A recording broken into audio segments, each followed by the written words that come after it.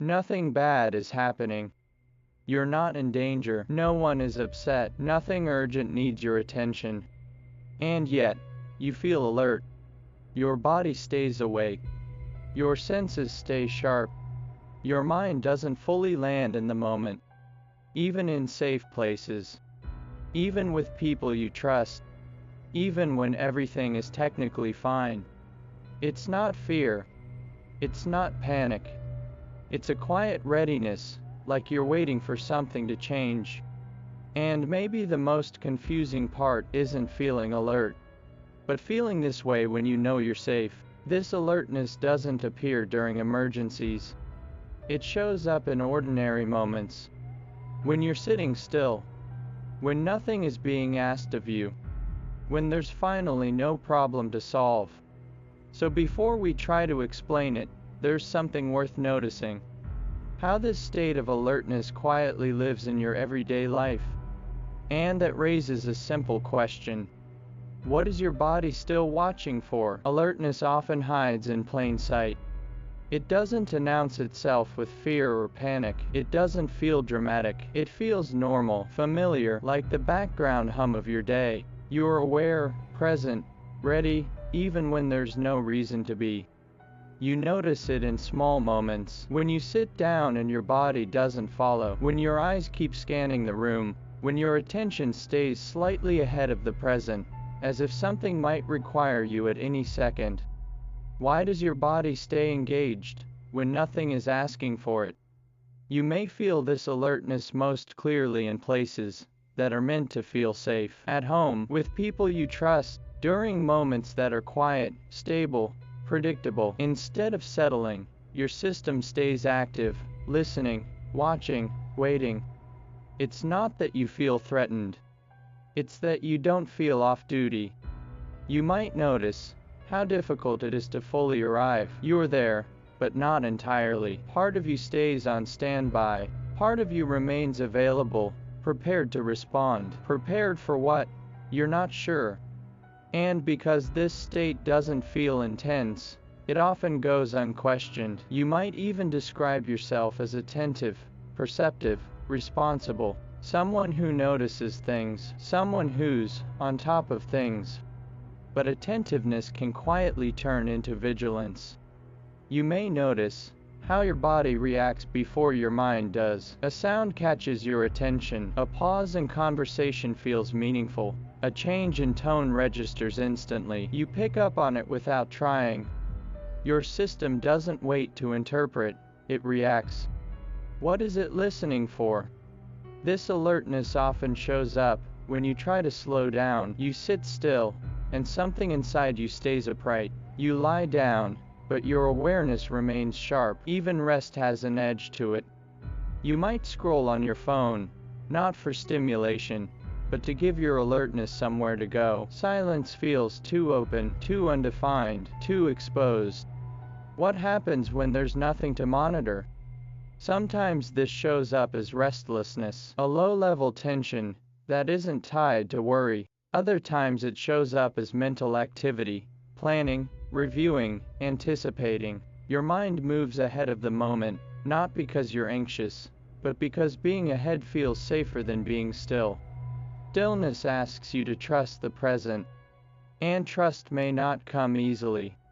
You might also notice how alertness gives you a sense of control. When you're attentive, you feel oriented, useful, connected to what's happening around you. You know where you stand because you're watching closely. Calm, on the other hand, can feel vague, undefined, like losing your grip on the situation. Why does being relaxed feel like losing something? This can be especially noticeable in relationships. When things are smooth, quiet, and emotionally stable, you may feel oddly disengaged. When there's uncertainty, distance, tension, unpredictability, your alertness sharpens. You feel more present, more attuned.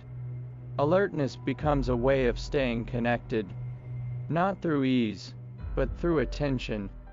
You might also notice how quickly your body responds to potential shifts. Someone's mood changes slightly, and you feel it. A silence lingers, and you feel it internally. A routine breaks, and your system adjusts before you consciously register it. This responsiveness can feel like intuition, and sometimes it is, but when it never turns off, it becomes something else. It becomes a posture, a way of holding yourself in the world.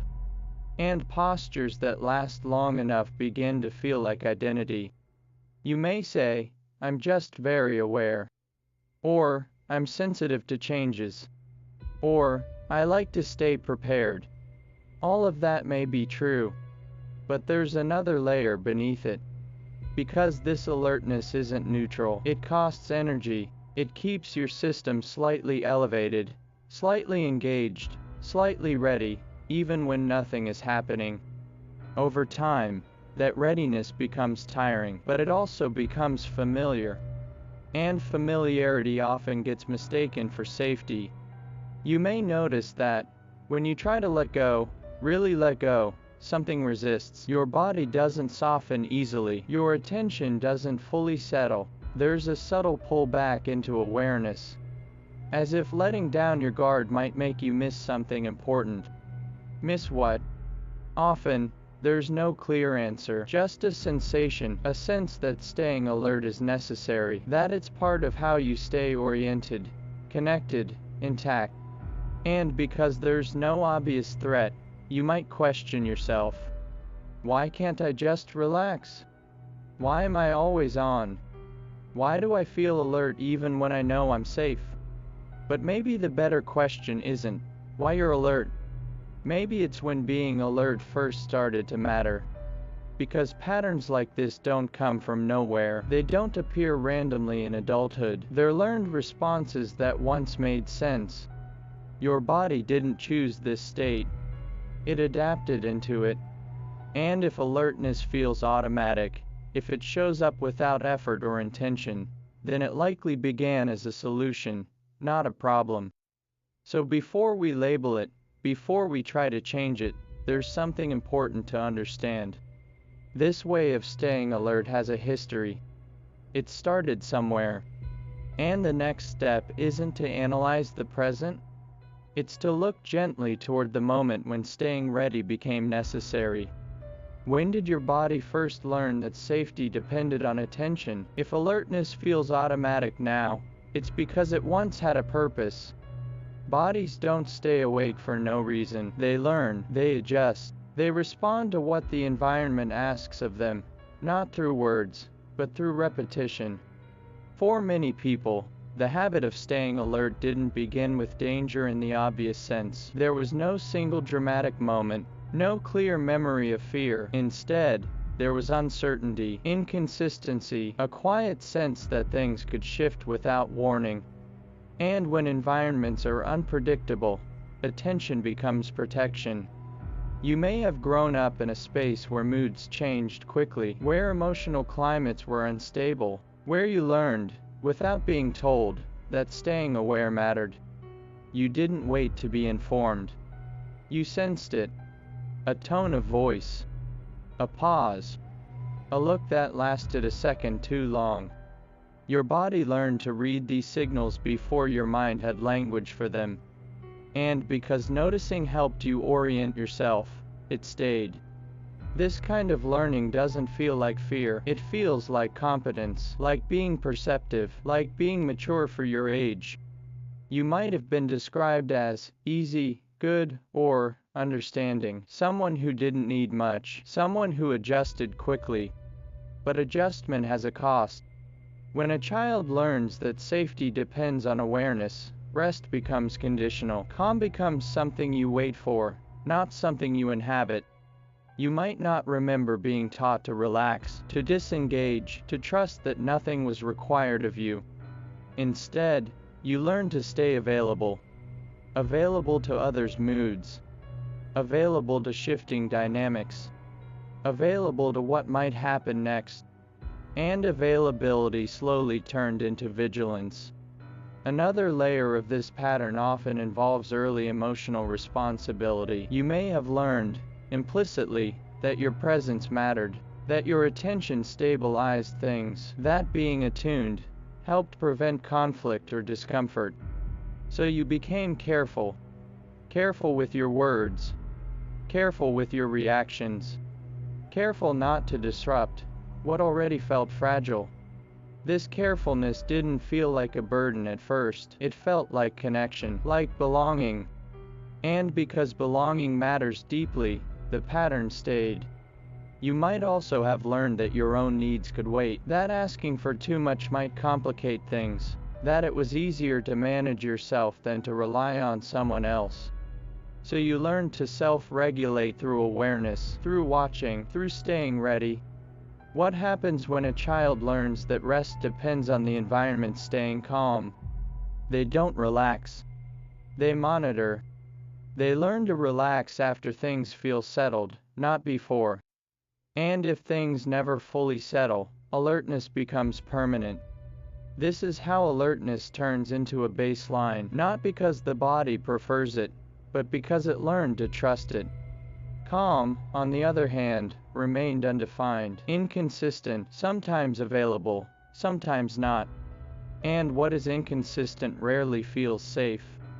You may also have learned that being alert earned you approval, praise for being responsible, recognition for being helpful, appreciation for being attentive.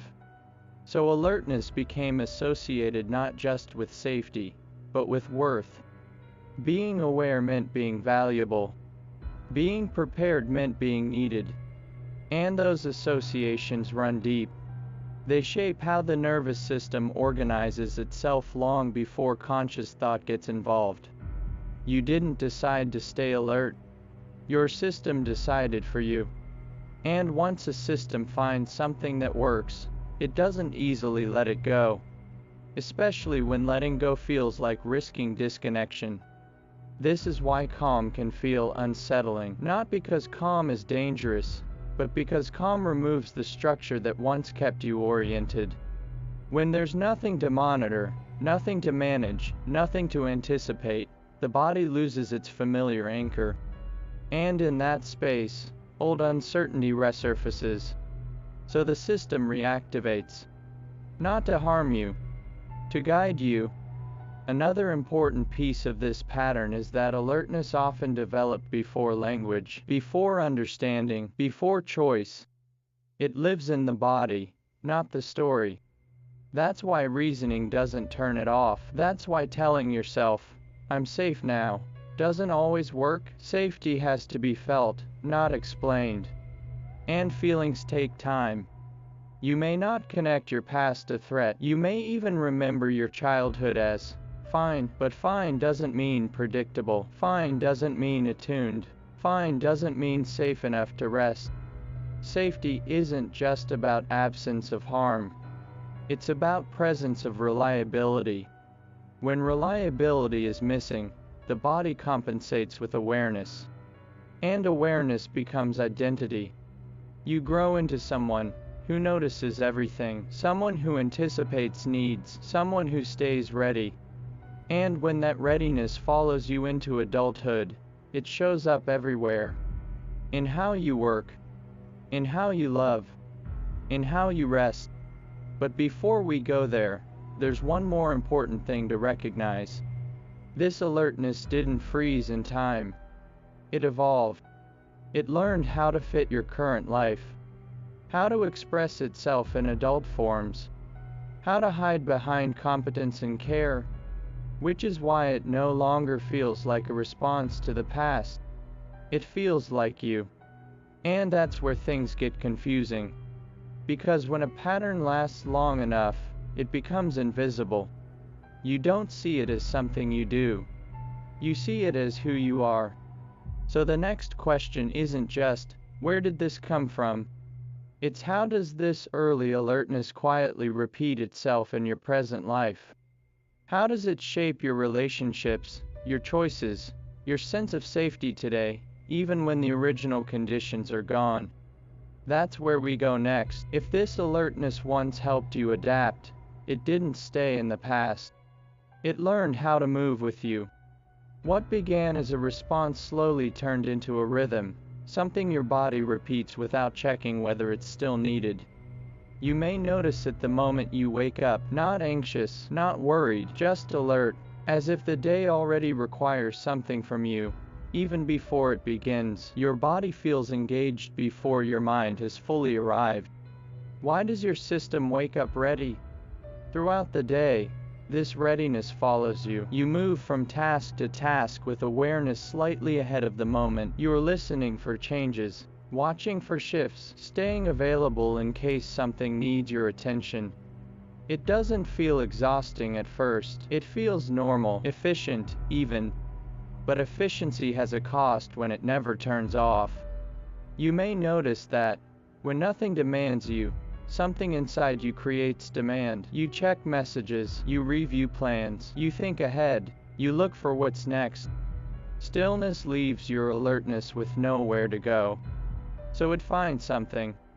This pattern often shows up clearly at work. You perform well under pressure. Deadlines sharpen your focus. Uncertainty organizes your attention. You know what to do when things are urgent. But when the pace slows, when there's no clear task, the discomfort creeps in. You feel slightly unanchored, less certain of your role. So you stay busy. Not because you love being busy, but because being busy gives your alertness purpose. What happens when there's nothing to manage? You may also notice how this alertness shapes your relationships. You're sensitive to changes in tone, distance, and rhythm. You sense when something is off, even before it's spoken. This sensitivity can feel like care, and often, it is. But it's also vigilance. You track emotional shifts automatically. You adjust your presence accordingly. You stay attentive to what others might need, even when they haven't asked. And because this attentiveness once helped you stay connected, it still feels essential. When someone becomes distant or inconsistent, your alertness intensifies. You feel more awake, more engaged, more emotionally present. Why does distance activate you more than closeness? Consistency, on the other hand, can feel strangely flat. When nothing is changing, nothing pulls on your attention. The relationship feels quiet, and quiet can feel empty. Not because the connection lacks value, but because it doesn't stimulate the system you learned to trust. So calm relationships may feel dull, while tense ones feel alive. This isn't a preference you chose. It's a pattern your body recognizes. You may notice the same repetition in how you rest. Even when you try to relax, part of you stays alert. You lie down, but your awareness doesn't settle. Your body rests, but your system stays upright.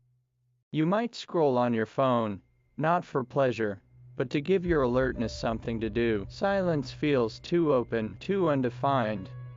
What does your body expect to happen if you fully disengage? You may also notice how alertness affects your sense of self. You measure your value through responsiveness, through being available, through noticing what others miss.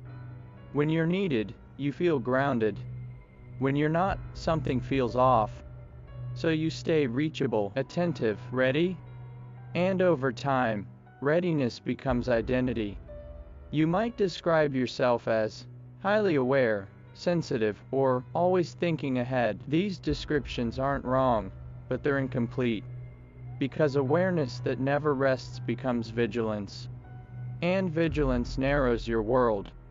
It keeps you oriented outward, scanning for signals, instead of inward, noticing yourself.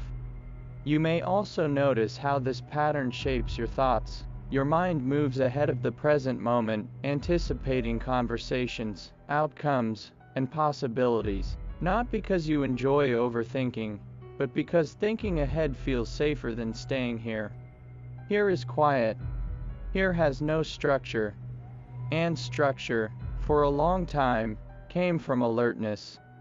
This is why calm can feel unfamiliar. Why ease feels undeserved. Why rest feels risky. Not because you don't want peace, but because peace doesn't activate the system you relied on. You might also notice how this constant readiness creates fatigue, a tiredness that doesn't fully lift with sleep, a sense of being worn down without knowing why. Because being alert is work. Invisible work. unending work. And the hardest part is that from the inside, it doesn't feel optional, it feels necessary. Until you start to notice the repetition, the same sensations, the same moments, the same discomfort whenever things slow down. And once you see the pattern, something changes. You begin to realize that this alertness isn't random, it follows rules, it shows up in specific situations, it responds to familiar cues. It has a structure. And anything with a structure can be understood. So the question quietly shifts. If this isn't just your personality, if this isn't simply who you are, then what is it? What kind of internal system stays active long after its original purpose has passed? And more importantly, what happens when something that once protected you becomes the very thing that keeps you from resting? That question opens the next layer of understanding. Because to change how you relate to this alertness, you first need to understand what it actually is, not emotionally, but internally. And that's where we go next. If this alertness has a structure, then it can be understood. Not as a diagnosis, not as a flaw, but as a system your body learned to trust. What you've been experiencing isn't constant fear. It's not anxiety in the usual sense. It's a state of readiness that stays on even when nothing is happening. A quiet internal activation that doesn't shut down just because the situation is calm. At the center of this pattern is a simple rule your body learned long ago. Staying alert kept things manageable. Not safe in an abstract way, manageable in real life. When environments are unpredictable, the body looks for anchors, and one of the most reliable anchors is attention, awareness, being prepared. So your system learned to stay slightly activated, just in case. This is what emotional vigilance looks like when it becomes internal, not scanning for danger, but scanning for change, for shifts, for anything that might require adjustment. Your body isn't asking, is something wrong? It's asking, should I be ready? And because readiness once mattered, the answer stayed yes. Another important part of this pattern is how responsibility became internalized.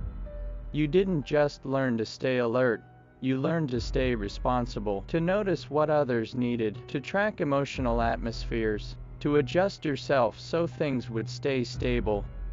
This responsibility wasn't imposed directly, it was absorbed.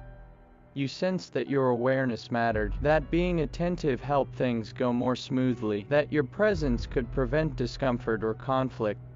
So your system linked alertness to usefulness. Being alert felt productive. Being alert felt valuable.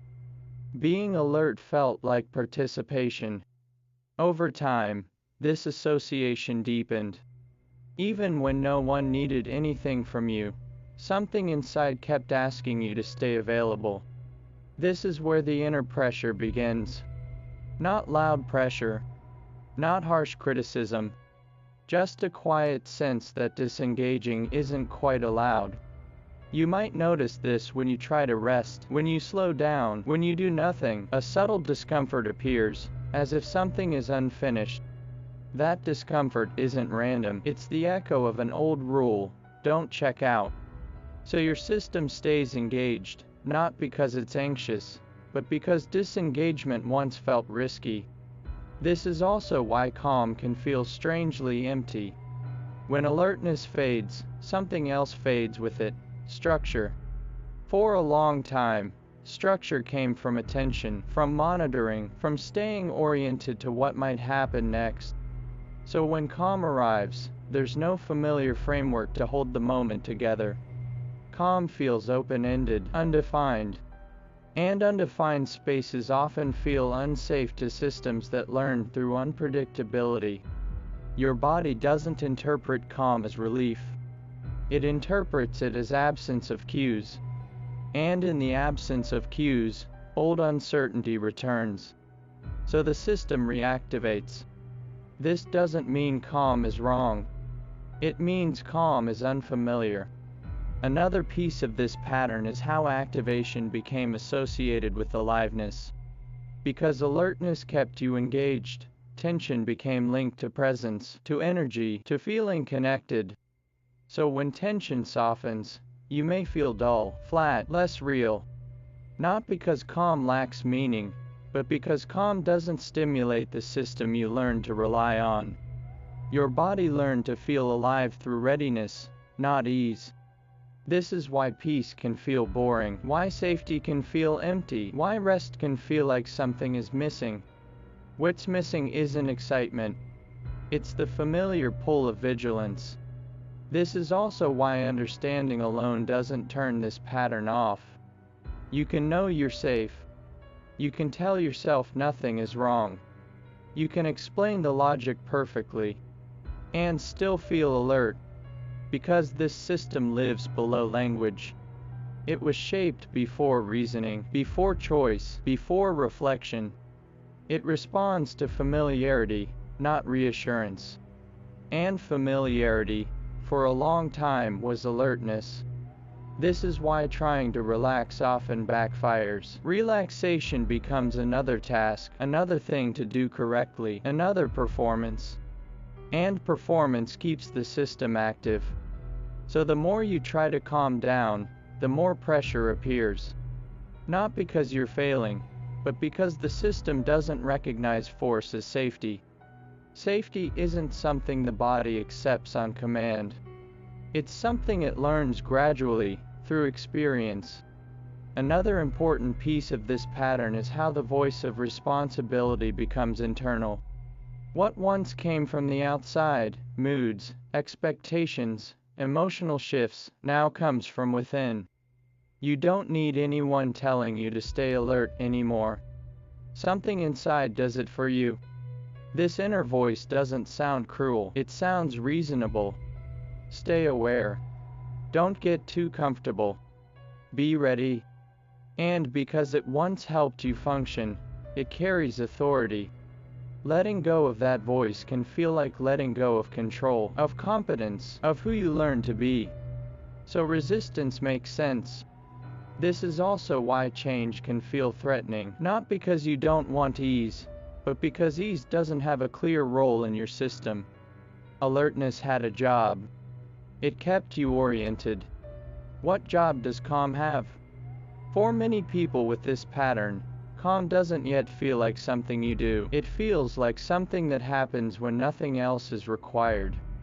And when nothing is required, the system feels lost. This is where compassion becomes essential. Because once you see the structure of this pattern, self-judgment loses its grip. You weren't failing at rest. You were honoring a system that once protected you. And releasing a protective system doesn't feel like improvement. It can feel like betrayal. Betrayal of the part of you that stayed ready. That paid attention. That kept things together when they felt fragile. So the goal isn't to eliminate alertness. It's to change how you relate to it.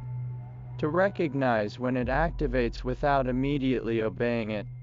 To notice the urge to stay ready without turning it into action. This isn't about shutting the system down. It's about loosening its authority. And that shift doesn't come from control. It comes from relationship. A different way of meeting the alertness when it appears. Not as an enemy. Not as a mistake. But as a part of you that learned its rules in a different time. Understanding this can bring relief, but it can also bring tenderness. Because once you see why this pattern exists, pushing against it feels unnecessary. What becomes more important is how you stay with yourself when the alertness softens. Because when vigilance eases, vulnerability often appears. And that's where things get delicate. So the next question isn't how to change this pattern. It's how to be with yourself when the pattern loosens. How to stay present without rushing to replace alertness with another task. How to allow calm to feel awkward without correcting it. How to relate to this system without turning understanding into another demand. That's the final step of this conversation. And that's where we go next. What does it mean to meet this alertness with care instead of control? When alertness begins to soften, something else often appears. Not calm right away, not peace, but exposure. Because for a long time, alertness gave shape to your experience. It organized your attention. It told you where to look, what to manage, how to stay connected. When that readiness loosens, even slightly, there's a moment where nothing rushes in to replace it. And that moment can feel unsettling. You may notice that, when your body isn't scanning, your mind looks for something to do, a thought to follow, a task to plan, a reason to re-engage. Not because you're avoiding rest, but because rest hasn't yet learned how to hold you. So the invitation here isn't to force calm. It's to change how you relate to alertness when it shows up. Instead of asking it to disappear, you begin by noticing it, without judgment, without urgency, without turning it into a problem to solve. I see you. I know why you're here. You don't have to leave. That kind of acknowledgement may feel unfamiliar, because for a long time, your attention went outward, to others, to situations, to what might change. Turning that attention inward, gently, without expectation, can feel strange. But strange doesn't mean unsafe. It means new. You may notice that, when you stop fighting the alertness, it doesn't immediately relax, but it also doesn't need to escalate. It can simply exist, without running the show. And that is already a shift. Not a dramatic one, a subtle one. You begin to recognize that alertness is a state, not an identity, a response, not a command, something that arises, not something you must obey. This recognition creates space. And in that space, something important happens. You stop measuring yourself by how well you stay ready. You don't need to prove awareness. You don't need to justify rest. You don't need to stay useful to deserve ease. You simply notice what's happening inside you, and stay. Staying is the work here. Staying with the moment when nothing demands you. Staying when calm feels awkward. Staying when there's no clear role to play. You may feel an urge to fill the space, to check something, to think ahead, to return to readiness. That urge doesn't mean you're failing. It means your system is doing what it knows. And you can meet that urge with patience instead of correction. You don't have to push it away. You don't have to give in to it. You can acknowledge it, and choose not to follow it immediately. That pause matters. Not because it fixes anything, but because it builds trust. Trust that you can be here without managing. Trust that nothing collapses when you soften. Trust that safety doesn't depend on constant attention. This trust doesn't arrive all at once. It grows through experience, through moments where you stay present and discover that the ground doesn't disappear beneath you. And when vulnerability appears, because it often does, you don't rush to cover it with alertness.